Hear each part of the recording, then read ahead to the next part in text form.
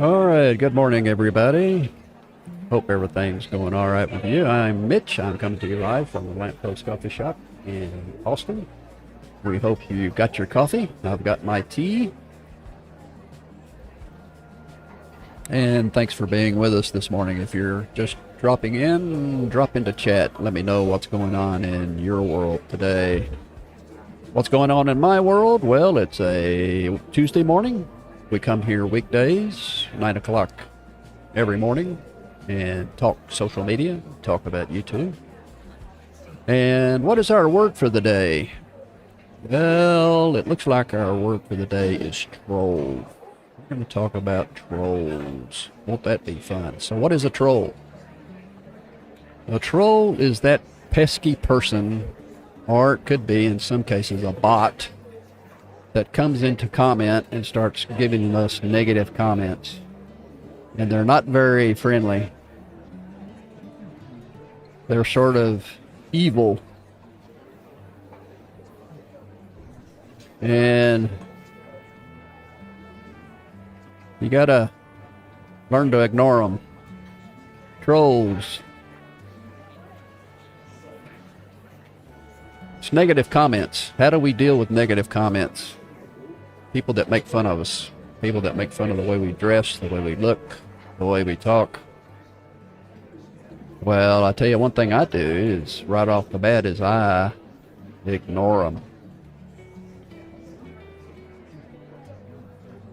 Just don't pay any attention. Do not reply. Do not get involved in an argument with a troll. And you can usually tell they're trying to get you into an argument. So the best thing to do is just ignore them. If they get too persnickety, if they show up in your comments on your YouTube channel, just delete them. Just get rid of them and then let them go to someone else. Something else we can do is go into our YouTube and actually hide the commenter so that they don't show up in your comment at all. You can sort of ban them from your comments and toss them out. So you do have a little bit of control. It's not totally out of your hands. And you can also go into YouTube Studio, and there's a section in there where you can set up words that you want to ban from your comments. I went in and set up words, cuss words, racist terms, things that I don't want to show up in comments. And so there is some control there you can take as well. So the big thing is to not take it personally. When they make fun of you, when they don't like the way you talk, they don't like your viewpoint, if they try to get you involved in an argument and they get really evil, try to insult you. It's hard. I know it's hard, but don't take it personally. It's not about you. In some cases, it's a bot. These bot farms from China and other countries infiltrate chat and infiltrate comment sections and just try to steer you in a direction you don't want to go. So the best thing we can do with trolls is just ignore them. So the word for today is troll. Trolling. Well, jump into chat and let me know what's going on in your part of the world. I'll give you an update of what's going on with me. Of course, I'm here trying to build my channel, trying to get to 1,000 subscribers so that I can get monetized, and I hope that you'll go along with me on the journey and that I can help you as well. If you're new to YouTube and you're starting a channel, maybe we can work on this together, come up with some ways to get there quickly. This is where I am as of today to get to my 1,000 subs. I'm at 237 as of this morning. So I've got a ways to go. I hope I can get to 500. That's my first milestone. It feels like if I can get to 500 that I'll be well on my way. But right now, we're at 237 and climbing, I hope. So what about you? Let me know where you're at. What's going on with you? Our agenda for today is we're fixing to go into YouTube and do a critique. We're going to pick a channel at random and do a little critique. We want to see what we can learn from watching someone else do their video. I apologize for the mic being stuck to my mouth, but when you're coming live from a public venue, especially a coffee shop that gets rather loud and you get lots of background noise, one of the best things you can do is keep the mouth close to the mic, turn down the gain. It helps when you get close to the mic and turn down the gain, it helps reduce the noise in the background. Plus I've got noise filters and all kinds of things trying to help as well. And I've also got some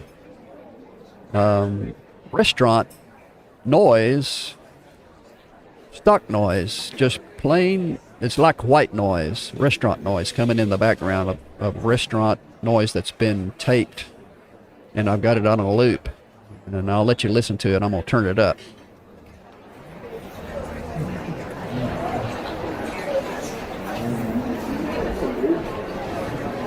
And what this background noise does of this restaurant, no, I call it filler. It's underneath the speaking of my voice, because with noise filters, what happens is it cuts the noise completely when you're not speaking. So it's total silence. And then when I come on and start talking, the background noise is there behind my voice. And it's a very annoying transition from silence to when I speak. Now, filters are supposed to help reduce that and have more of a gradual transition, but it's hard to get that to work. And so I bring in this background white noise of restaurant cafe noise to kind of fill in when I'm not talking. It helps with that transition between when I speak and when I don't speak. So that's just a little trick that I came up with to help with the quality of the audio. But that's the reason I've got this microphone stuck to my face. I've got to keep it close. Let me give you an example. If I come over here and talk, what happens to the quality of the sound? You can see there why I have to stay right here in front of the microphone. All right, well, let's go into YouTube, see what's going on, and we're going to pick us a random topic. And as you would think, let's see, where did I put my random?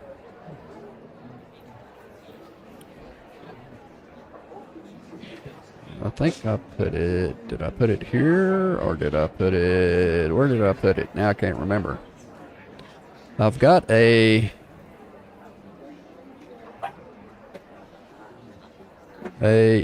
here it is. It's my spinning wheel of topics. I went into ChatGPT and asked it to generate 50 of the most popular topics for searching on YouTube. And then I had it make me this topic spinner.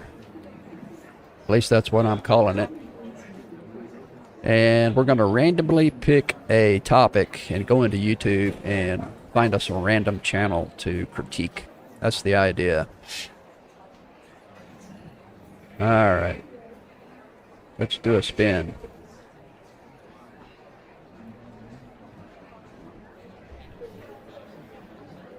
Live lo-fi music streams. I don't know about that. I'm going to spin again. How to build discipline. All right, let's take that. I'm going to copy and paste. Copy. Then I'm going to come up here to chat. To the browser, to YouTube, and I'm going to paste that topic. And do a search. How to build discipline. Let's see what comes up. Now we're going to pick us a random channel just to see. Look at that thumbnail there. 6 ways to master self-discipline. These are mostly going to be all talking heads. You're lazy. How to actually become disciplined in 9 minutes. It's a cartoon, looks like. Okay, yeah, there's Daily Stoic. Well, let's see. Set up systems. Set up system. Let's see. How to build real self-discipline in 1 week. A day-by-day guide. All right. Do I see anything that floats my boat? Man, shorts. Lots of shorts are taking over.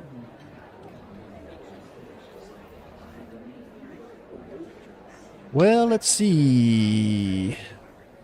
All right, I just said I was going to pick one at random, so here we go. Golly, 1 million views, 3 million views. It's a popular topic.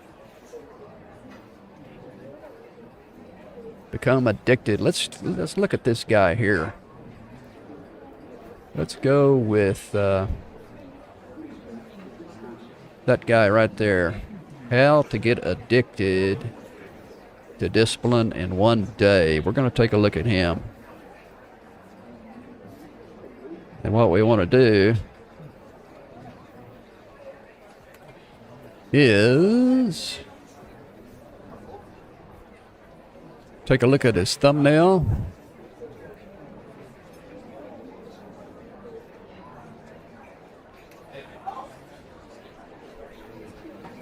Take a look at his title.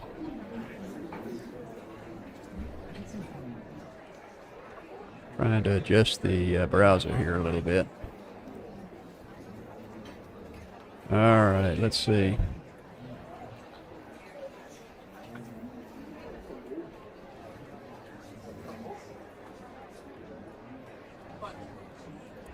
How to get addicted. Here's what we want to look at. We want to look at the thumbnail, the title, the intro, his screen presence, the overall content, and then we're going to give him an overall rating. So, first of all, what do you think of his thumbnail? His thumbnail and title. What do you think?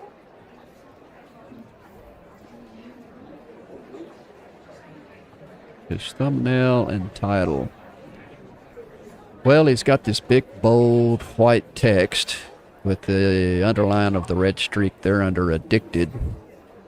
Got his face there, staring at the title. Then he's got this to-do down here in the lower corner. And his title, Become Addicted to Discipline in 1 Day. Pretty much spells it out. How to get addicted. He doesn't say anything here about discipline, though. It just says how to get addicted. So he's trying to say, oh, get addicted to what? Get addicted to drugs? Get addicted to alcohol? No, get addicted to discipline. Well, I don't know. I guess his thumbnail's okay. We'll give him a B on his thumbnail and probably a B on the title, because at least they're connected. He's using the word addicted in both. He's got the word addicted in the title and also on the thumbnail. So you want to connect the title and the thumbnail. That's good. So let's watch the video. And what we want to do is we want to watch his intro. First 10 or 20 seconds. All along. Maybe discipline isn't about fighting the resistance in front of us. Maybe it's actually about removing the resistance completely. In this episode, I'm going to challenge the way. All right, I'm trying to pause it here so we can start at the very beginning. And what we want to do is see how quickly he gets into the title and the thumbnail. Because the video needs to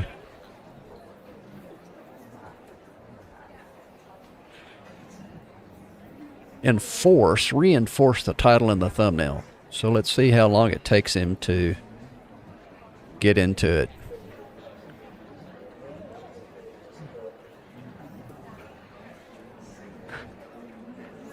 How many times have you told yourself that you're going to start tomorrow and you don't?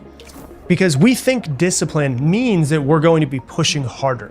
But maybe we've had it backwards all along. Maybe discipline isn't about fighting the resistance in front of us. Maybe it's actually about removing the resistance completely. In this episode, I'm going to challenge the way that you think about self-control, motivation, and consistency. And I'm going to teach you a step-by-step process to how to actually enjoy taking action. Because okay, we're 34 seconds into the video, and he's come right into the meat of his video. He didn't waste any time, so that's good. Give him an A on the intro. Because you got to remember the thumbnail, the title, and the intro need to all reinforce each other. The thumbnail and the title is the way you get someone to invest their time in your video, and they want to make sure they've come to the right place. If they've taken the time to see your thumbnail and say, okay, I'm interested, and they look at your title and it reinforces what they've seen, and they say, okay, I'm going to click on your video, they need to know immediately within the first 10 to 15 seconds that they're in the right place, that they've made the right decision. So he's done a good job of getting you into the video, and so let's give him an A on the intro. Now the next thing we want to look at is his screen presence as he goes through the video. Does he look comfortable? Does he look polished? Does he look authentic? Is he reading from a script? Just get an overall feeling of the scene here. This is a talking head video, so it's going to be him sitting behind a mic in his studio. So let's get an idea of how he looks on screen, see what we think. Because the truth is, once you understand how to enjoy doing what matters most, everything in your life will start to change. So let's go ahead and start here. You cannot bully yourself into being consistent. Long term, that is. I mean, you can shame yourself and guilt yourself and bully yourself into short bursts of effort, but never into real long-term sustained growth. That is going to lead to burnout if you just shame and guilt and push yourself to do something. I promise you, I did this for years and years and years. And I hear so many people say, oh yeah, I'm really good at starting and then I always give up and I don't know why. Well, here's why. Your brain at its simplest form. Okay, couple of things. He's using B-roll. He's bringing in video footage to back up what he's talking about. So he's using B-roll, which I think sometimes can be overused, and it can look like stock. If it's B-roll that looks like it's been purchased or taken off of some sort of service that provides you with stock footage, sometimes it gets to be a little, who cares, just move along kind of idea. So B-roll can be overused. It can be,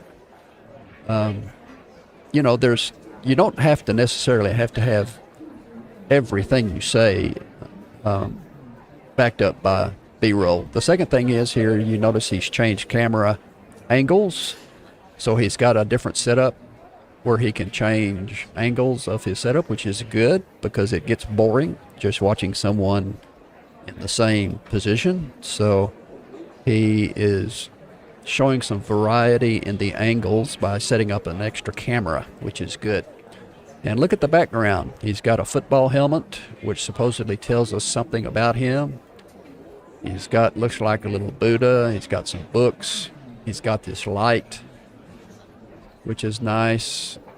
And he's got this huge screen behind him. Just does not like to move towards pain. It mind. wants to move away from pain. What it wants to move towards is reward. It wants to move towards pleasure. So the harder that something feels emotionally towards whatever it is you're trying to work at, the more resistance that you will naturally. Okay, he's using text here, but it's a lot of text. I mean, do I want to sit here and read all of this? Especially if I'm watching on my iPhone, I can't even see it. So I'm not so sure this is a great idea. It might be better to have one or two words come in large font to sort of punctuate what he's saying rather than spelling out this whole paragraph. Unconsciously build around that thing you need to do. So with that being said, and that being the frame of today's episode, when you say, I just need more discipline, what you're really saying is, I need to learn more about how to make this feel good enough so that I want to do it. Think about that for a second, because believe me, for years, Okay, are we starting to get comfortable with his screen presence? Let's move ahead here. We're starting to get an idea of how he looks. And I don't see, if you scan through here, see the way I'm scanning? I'm sort of looking for any sort of variety. He's got some B-roll, some images popping up, some more text. So it looks like it's pretty set. That's a pretty set pattern. after each workout, or when you get 2 hours of focused work done in a session, or you can write one sentence a day about what you did well, not how much you did, but what you did, like what you did well. If you want to lose weight, one thing that's really good to do is to get a scale and then write down your weight every single day. Remember this, there's a really interesting principle that says what is tracked will improve, but what is tracked and recorded will improve exponentially. So if you were to hop on a scale every single day, you're basically tracking your weight. But if you're tracking it and then writing it down, you're tracking it and recording it, and you will improve exponentially. I can't tell you how many people I've coached over the years, and I just give them this tip, and they lose weight because now they're tracking and recording it every single day. And once you start... Okay, he says he's a coach, and he's got... Let's check out his viewership here.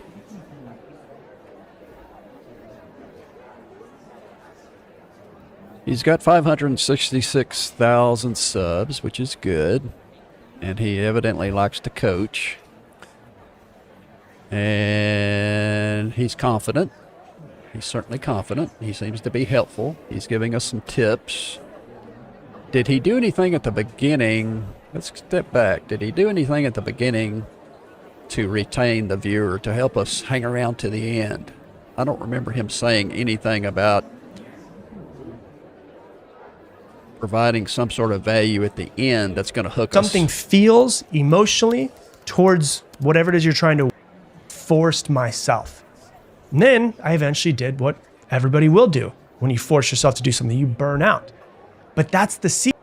They're just working towards it, going and pushing and going and pushing. But the brain doesn't like cliffs. What the brain really likes is trails. That's stock footage. Small, clear, I've seen that. low effort paths that eventually... I've seen that mountaintop. That guy at the blue vest on the blue coat on the mountaintop. I've seen that in 1,000 videos.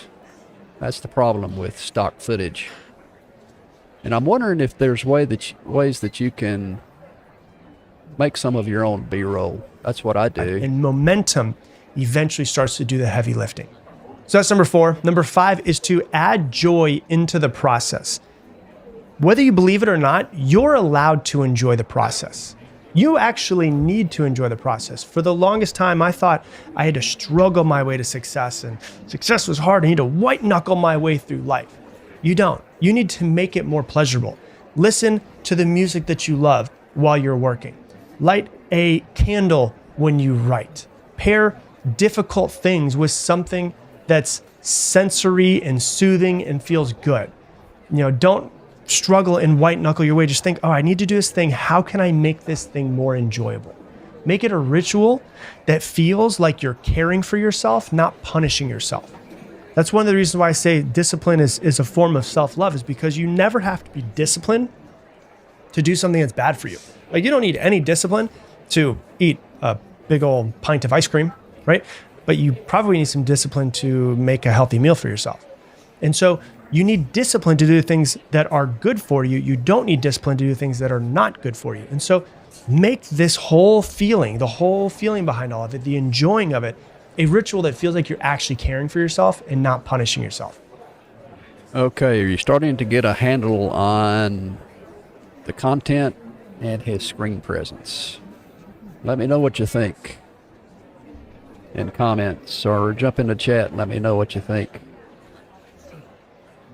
And I don't know, maybe it's because I'm old and decrepit, but when I see these young guys who are coaches in life development and discipline and these kinds of things,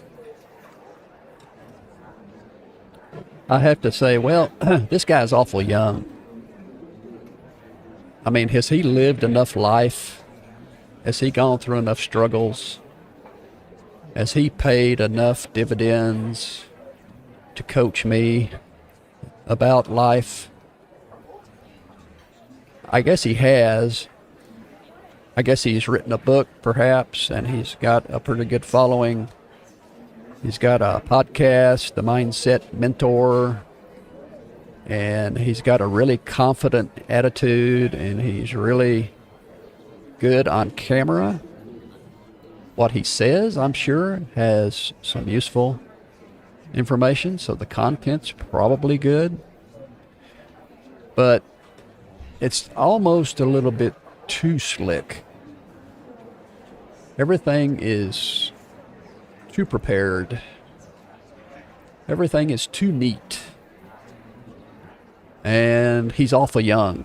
I think his age, of course, it's, if I was his age, it'd probably be great.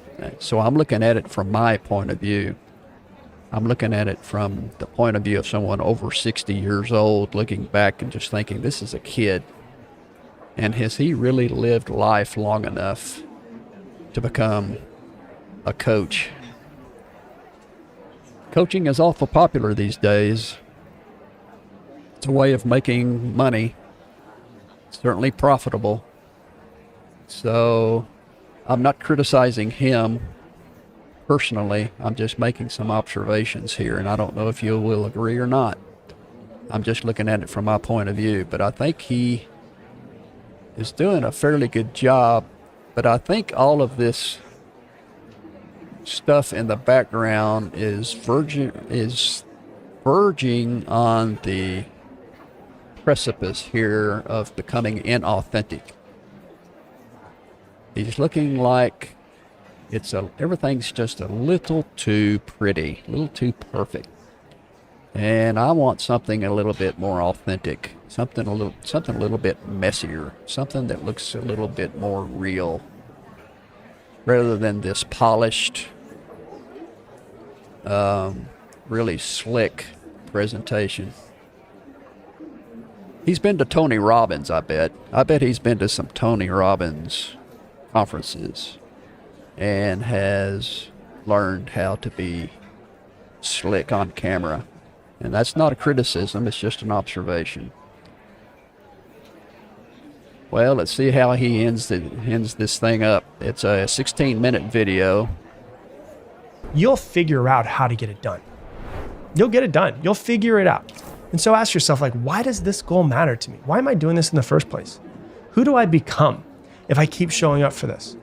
What part of me am I building through this process? How is this going to change my life, my spouse's life, my children's life? Why is this thing important to me?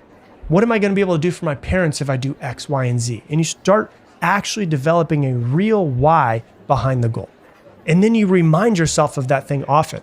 Write it somewhere that you see it, somewhere that you see it every single day. Read it every single morning. Remind yourself of it. Because the more emotionally connected that you are to your goal, the easier it becomes to act on it. I promise you that.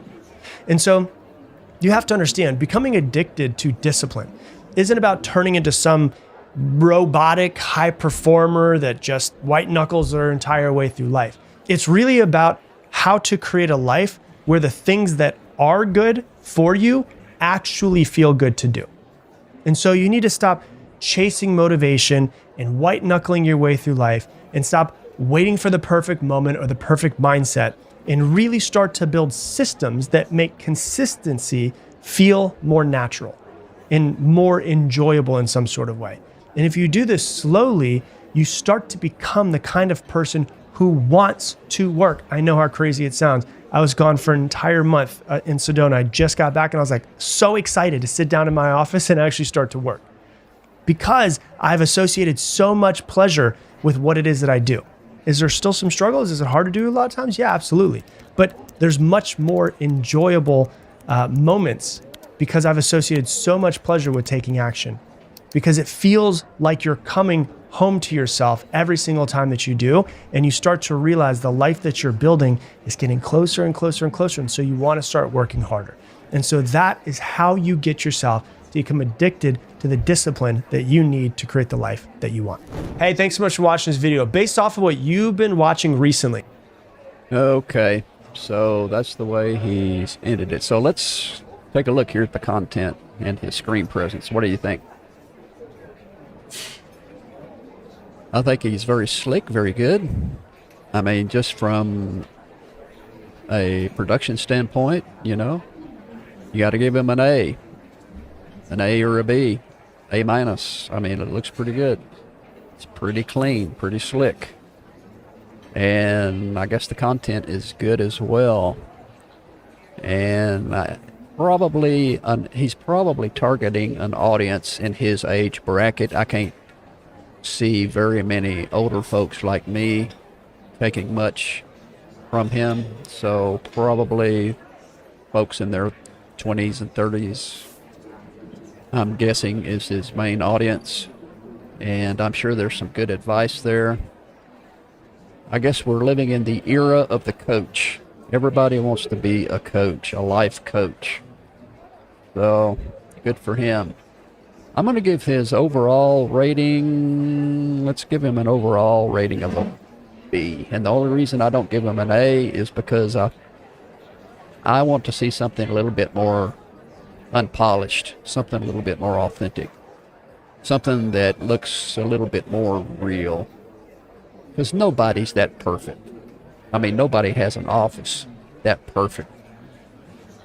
Every little book is all lined up nice and everything's clean and bright. He's got that huge sign behind his head. I mean, that's all well and good. It's a set piece. But I don't know. I won't, I guess in this day and age, I'm looking for something a little bit more personable. So, what do you think? What can we learn from watching him? What are some lessons we can learn? Is there anything that we can take away from watching that video? Well, let me think. There's got to be something I can learn. I think neatness counts. Slickness. I mean, it's to a certain point, being professional and slick and neat in your presentation is okay. I'm not trying to downplay that at all. But how do you how do you compare that to being real and being authentic? I mean, think about how slick and neat and professional and polished he is, and try to compare that in terms of authenticity. What's something else I can learn? Well, I like the fact that he had a 16-minute video. I think that's a good time frame. I think anywhere from 8 to 18 minutes is a good length, because Google ads kick in at 8 minutes, and so you want a video that's at least 8 minutes long so that you can get some Google ads in there and get paid. You want ads to run during your videos, so you want to go at least 8 minutes. But if you go too long, it really starts getting boring unless you've really got something going on, especially a talking head piece where you're speaking directly to the camera and it's just you in your office behind a microphone. It can get really old real quick. So neatness is okay to a point. That's something to learn for me. What I'm trying to do is teach myself here, try to see what I can gather from this video, what I can learn. The length of the video is good. There's got to be a third one. I try to come up with 3 lessons. What's a third lesson? The use of B-roll and text. Let's think about that for a minute. Text and his use of B-roll. It got to be a little bit of a pattern. It got to be a little bit of a repetitive pattern throughout the video. He didn't change anything up. I wish he would have become a little bit more creative. It was just like it was like a very definite pattern going on. He was talking, he would punctuate with B-roll, he would talk, he would throw in some text, then he would talk, and it was more B-roll. You can see what I'm saying about pattern here. Is there something he could have done to sort of break this pattern into pieces and to be a little bit more creative? That's what I'm always thinking about, is what can I do to break up the monotony of the B-roll? Instead of just punching it in there, is there something I can do to break up the video other than just plugging in stuff and it becomes sort of a ad nauseum pattern that goes over and over and over and repeats itself? So, what do you think? Am I on the right path here, or am I totally wrong? What do you think? Well, that's our YouTube critique for the day. Let's see what else we want to do. How about some questions? We got time for a couple of questions. Perhaps.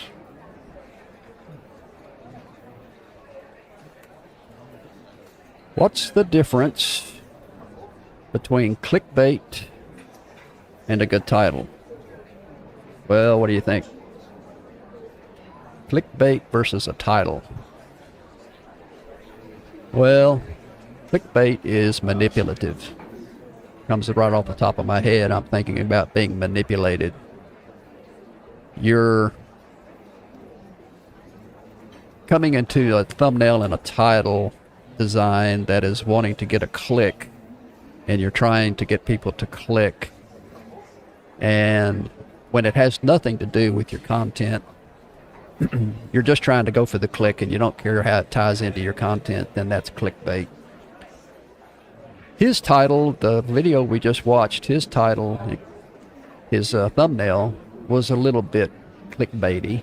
He used the word addiction and didn't say what the addiction was about, so we had to look at the title and saw that it was addiction to discipline. So it was not really that bad, but clickbait titles and thumbnails is gonna piss people off.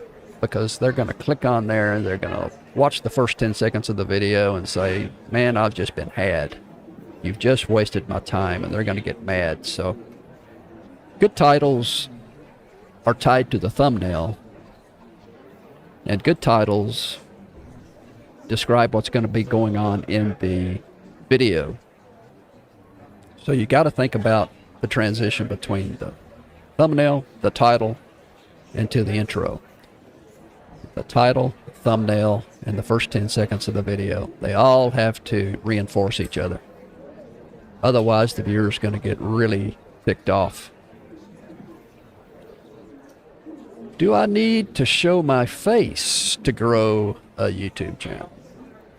Well, there are YouTube channels that are called faceless, where they're voiceovers, narrations, and you never see the person's face, and they can be successful.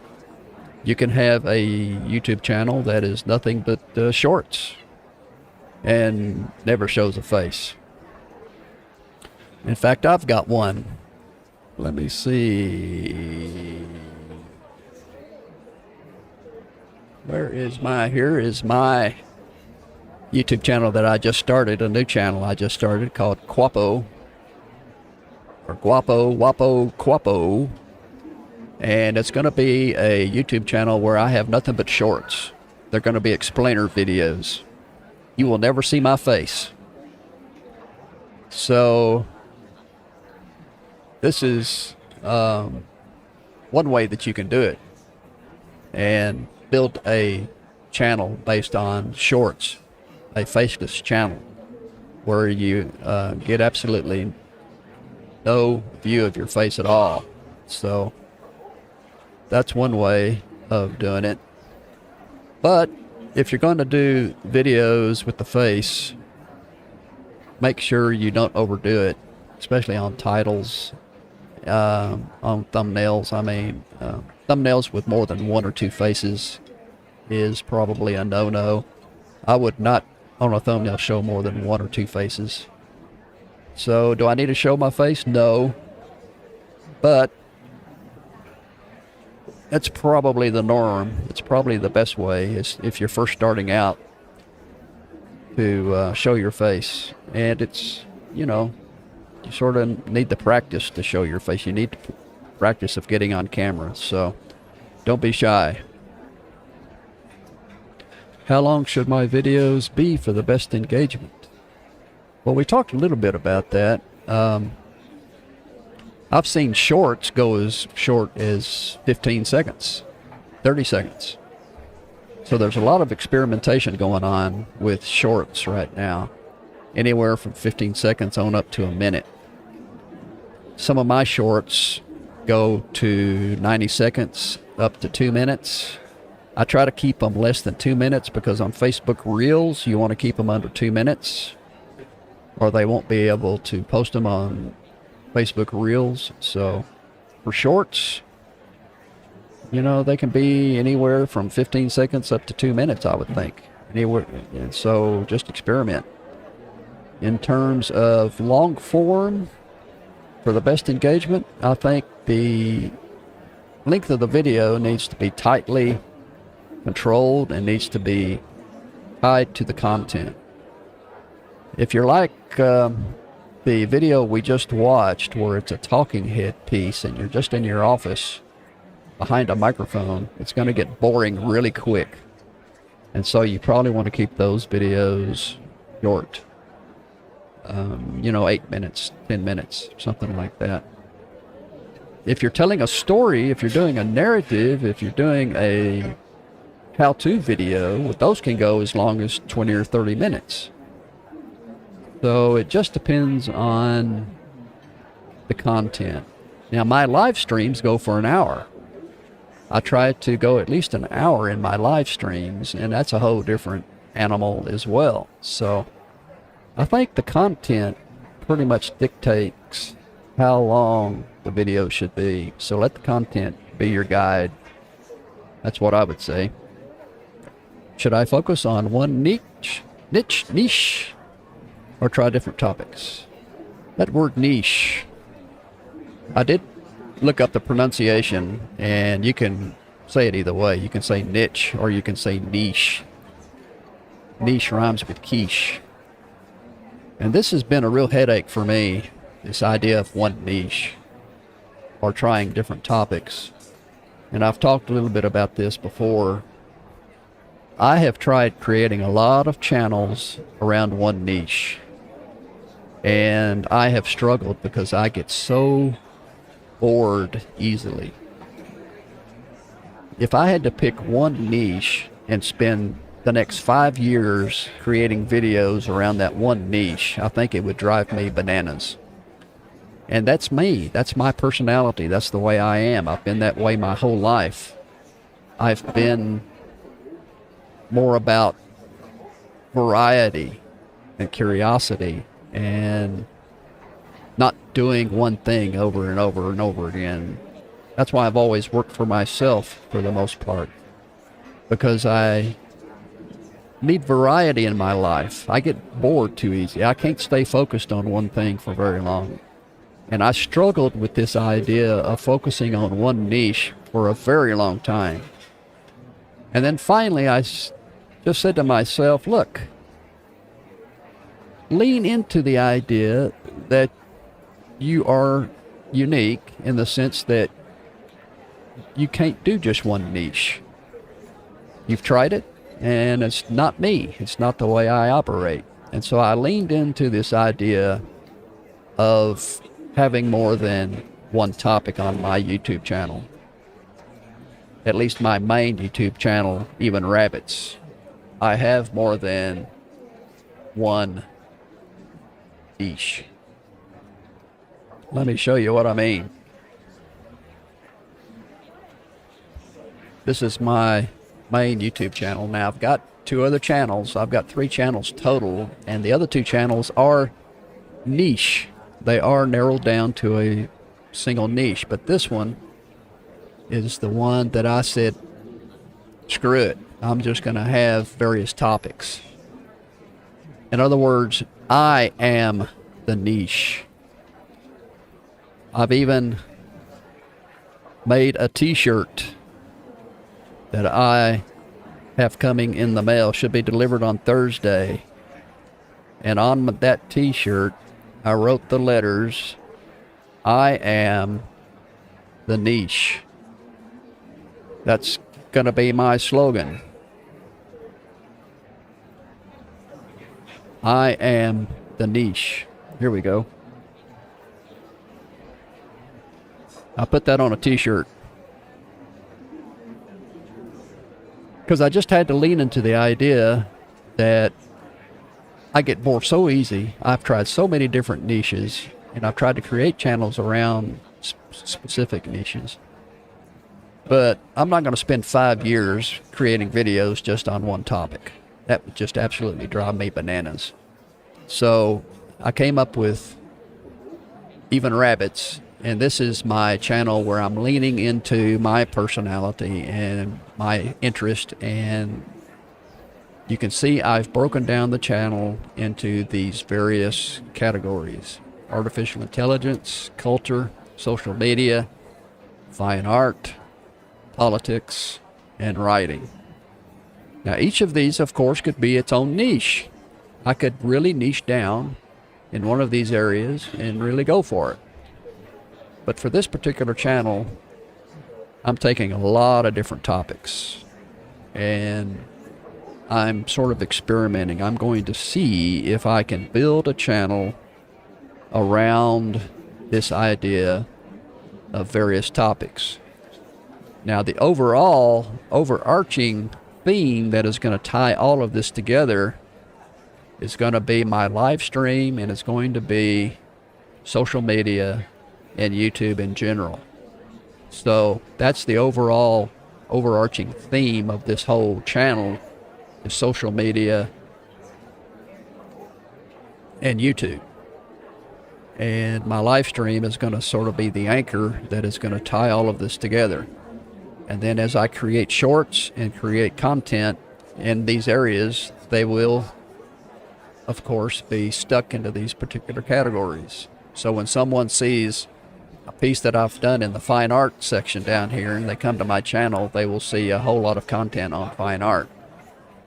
So basically what I'm doing is building a niche, a list of niches within a niche, and I am the niche. That's my slogan and I'm sticking with it. So, what about you? Are you going to focus on one niche? Or are you like me and you want to try different topics? Now, if you go the different topic route and you create a channel with various topics, you want to think in terms of series, like a series of topics, a series of videos on a particular topic. Like do 10 videos on one topic and then do 10 videos on another topic and then do 10 videos on a third topic, and maybe have an overarching theme that ties the entire channel together so that people feel solid when they come to your channel. They feel firm. They feel like they've landed on something that they can identify with, as opposed to just completely, totally random videos. So think in terms of a buffet. When you go to a buffet in Vegas, there's an overall theme of you being in Vegas and you being in a buffet. And your channel is sort of the atmosphere of that buffet.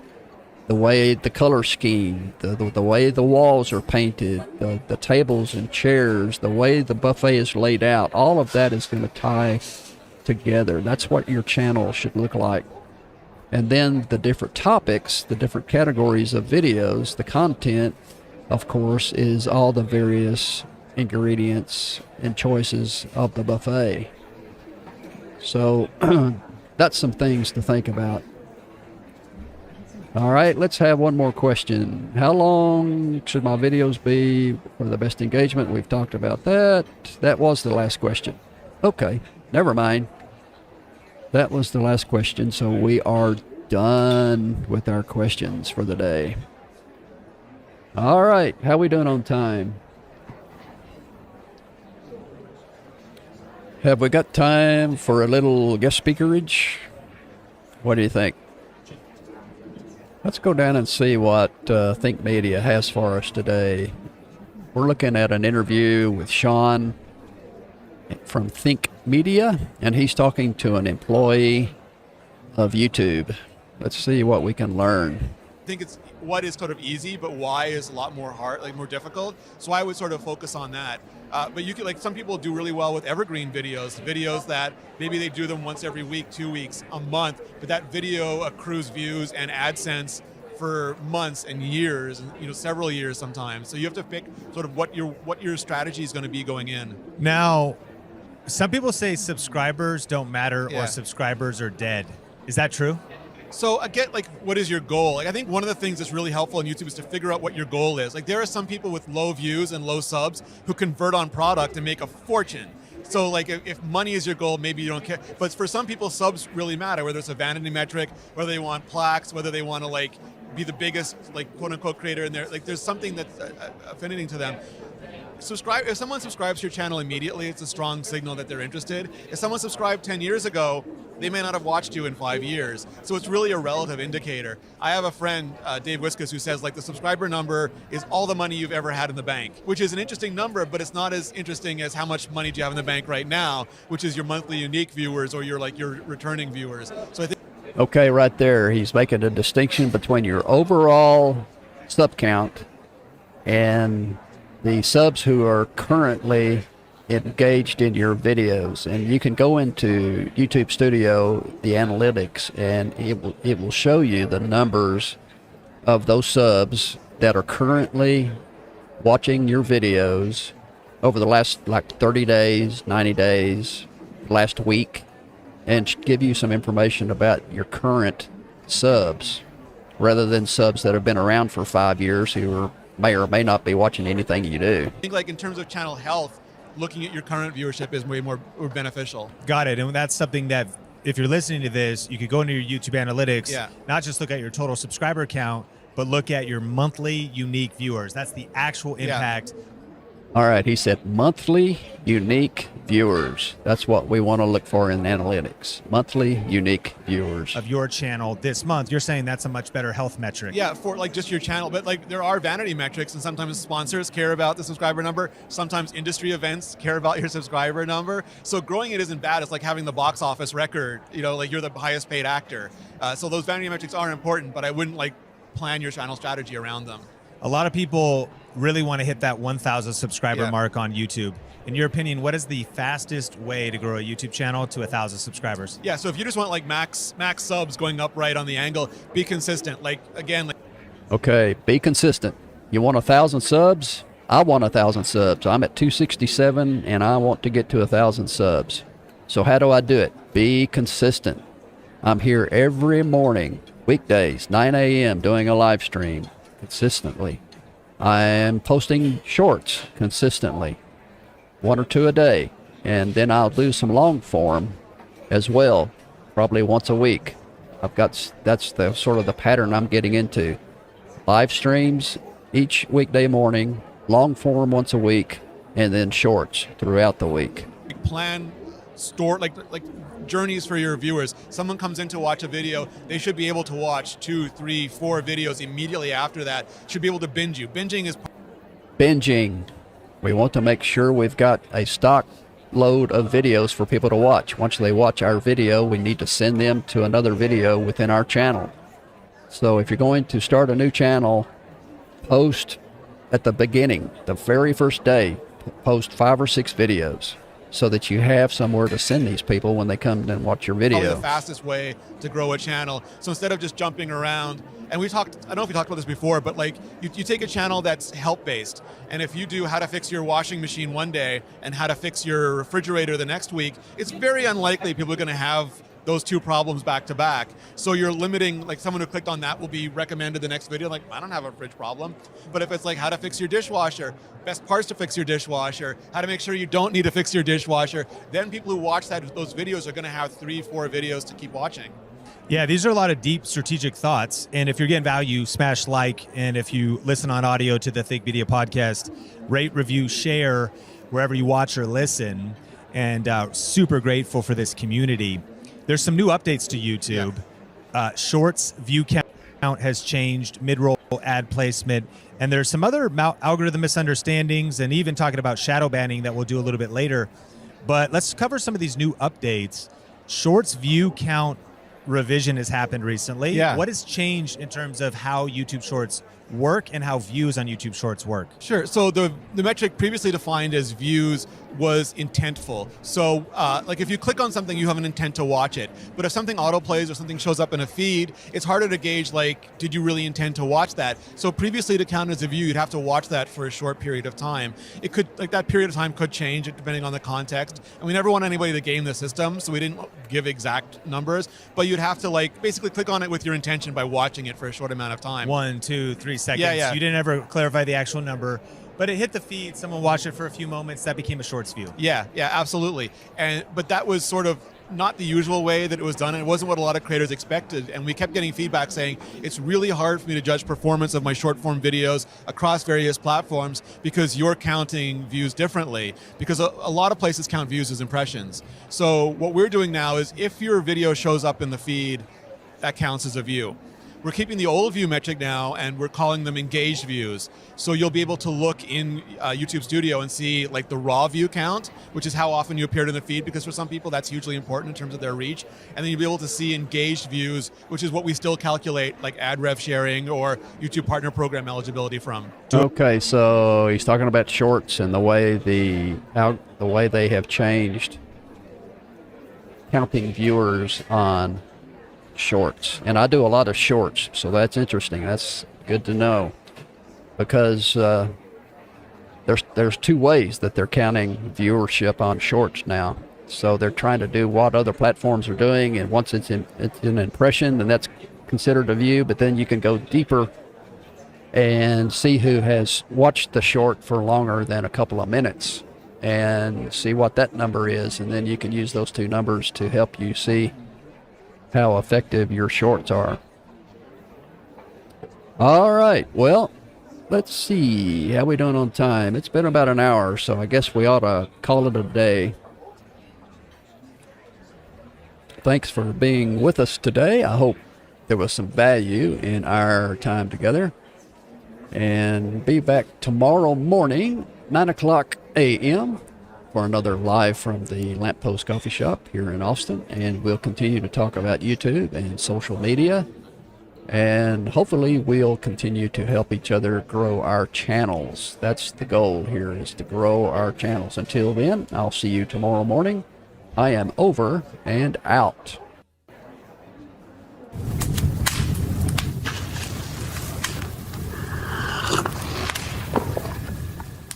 Thanks for watching. I'll see you again soon. And when you